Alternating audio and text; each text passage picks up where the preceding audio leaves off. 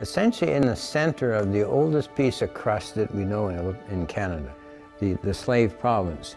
And you can, considering that what we found from this one site here, you got to think of this is downtown diamond country.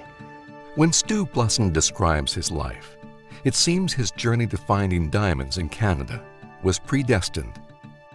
His reverence for nature, passion for flying, and talent for mapping all led him down a path that resulted in the creation of a multi-billion-dollar industry in Canada's north.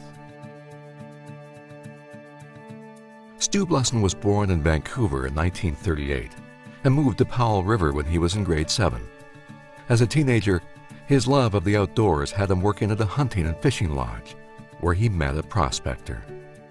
Well, he told me about a prospecting course that winter. Before I went to college, my brother and I took it. It was put on by the Chamber of Mines. And that hooked me on studying rocks. In 1957, Stu got a job at the BC Forest Service, where he learned how to study aerial photos.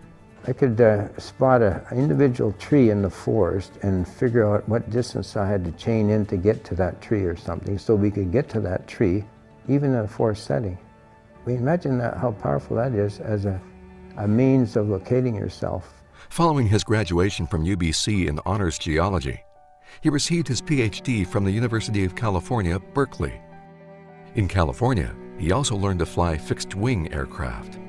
Next, Stu joined the Geological Survey of Canada and honed his skills, mapping the Yukon and Northwest Territories. He's a great mapper. He's a great observer. He's a super observer. He's the best mapper I think I've ever seen. He saw things and was able to follow things that very few people saw.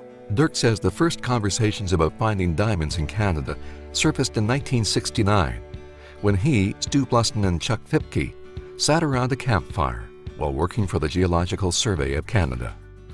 I mean, he had that commitment, and he never wavered. You know, that's what people who hunt for minerals are all about, having that commitment and believing that it's there, or knowing that it's there when everybody else knows it's not. Why wouldn't Canada have diamonds? I mean, it just makes obvious geologic sense that it would.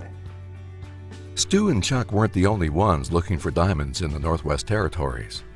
Rocks containing indicator minerals had caught the attention of prominent diamond producer De Beers. We started sampling the area that we had a prospecting permit on, which was essentially tied on to De Beers but went into older rocks.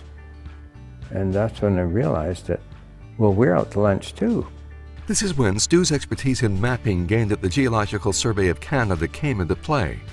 He spent a summer going over maps and realized that the rocks in the glacial eskers that carried diamond indicator minerals had originated from bedrock 500 kilometers to the east near Lac de Gras. It was also the unique method they used to hunt for the diamonds that made them successful. Our sampling technique was to use a float plane and concentrate on beaches where the esker system, where you can see an esker coming through here and the beach coming off it. Stu and Chuck discovered the largest kimberlite field in North America, in the Lac de Gras region of the Northwest Territories. But we could find pipes really quickly. In fact, one afternoon, I think Chuck and I found 17. Imagine that. Because you see, you could actually visually see them. I'm flying the helicopter and Chuck's recording on the map where they are, and I'm pointing out, well, look at Chuck over there. How about this? Look at over there. How about that one? Just about 10 kilometers from that site now sits the Ekati mine, which opened in 1998. It was operated through a joint venture with BHP Billiton, arranged by Hugo Dummett. It was Hugo who helped Stu and Chuck realize that one of the keys to finding diamonds was the quality of the indicator minerals. A production milestone of 50 million carats was reached in 2011. The Ekati mine is now owned by Dominion Diamonds. Future development of the new J Pit has the potential to extend the mine life into 2030. It wasn't all easy, and it wasn't all like fell into their laps. There was a lot of tough times. So 86, 87, we didn't go. We had no funding to grow it. We had a 22% second mortgage on our house in Vancouver. And so even to scrape together $6,000 for a season would have been tricky, because by this time our impatient private investors were kind of, like thinking twice about continuing. Their key sample taken in 1985 wasn't evaluated until 1988. It sat in a garage until they had enough funding to test it. They ended up staking claims to almost 1 million acres and kicking off a staking rush in the north that saw various companies tie up 20 million acres.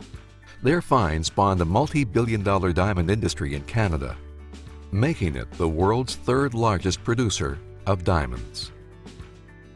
For Stu, a life outdoors was a life filled with adventure. With Stu, fieldwork was never routine or dull or boring. There was always adventures. There was always stuff that wasn't really planned that we had to react to or whatever. On one occasion, the helicopter Stu was traveling in crashed shortly after dropping off Dirk.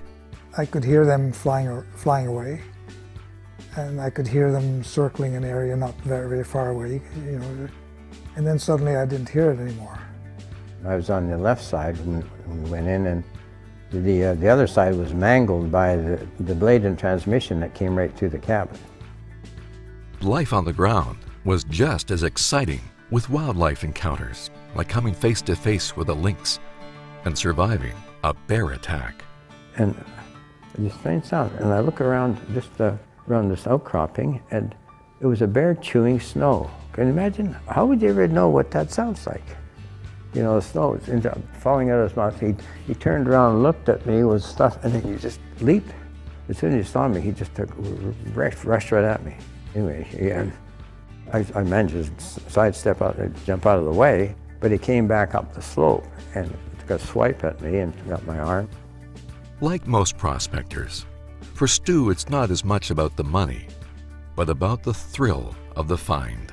He's obviously extremely intelligent, and I think he likes challenges, and whether the challenge is finding a new mine or finding some new geologic concept or proving some geologic theory or exploration technique or whatever, I think that's what drives him most.